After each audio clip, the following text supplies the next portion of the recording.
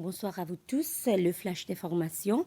Le président Wavell Ramkalawan a réfuté les allégations selon lesquelles deux des conteneurs impliqués dans l'explosion du CCCL du 7 décembre appartenaient à l'armée et à la police.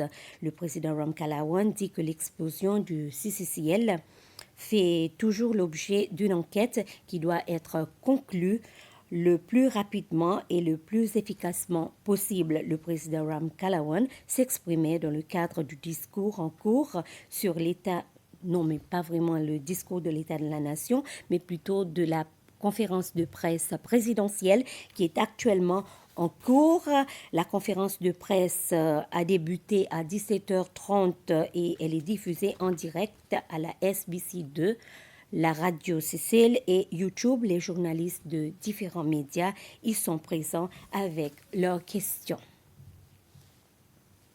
Le département des Transports affirme qu'il négocierait avec le gouvernement pour pouvoir obtenir de l'argent afin de réparer les routes endommagées à la digue grâce à des projets d'assainissement sur cette île. Lors de sa réponse aux questions des députés concernant son ministère hier, le ministre des Transports, Anthony Dejac, s'est également exprimé sur certains changements concernant l'utilisation des club cars et buggies sur cette île.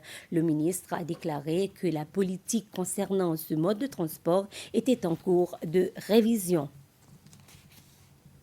La phase de consultation a commencé pour mettre à jour plutôt le plan national sur le déversement des pétroles en mer. L'actuel plan national de lutte contre les déversements de pétrole avait été élaboré il y a plus de 20 ans, mais jamais révisé pour garantir qu'ils sont mis à jour pour refléter la nouvelle réalité du pays.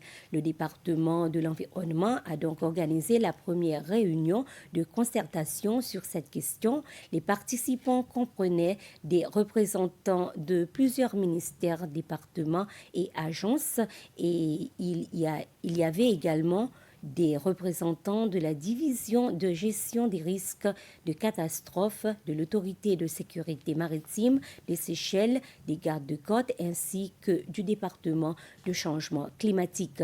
Les déversements de pétrole détruisent l'environnement de plusieurs manières, constituent un danger sur la santé humaine et ont un impact sur le secteur du tourisme et l'économie générale du pays.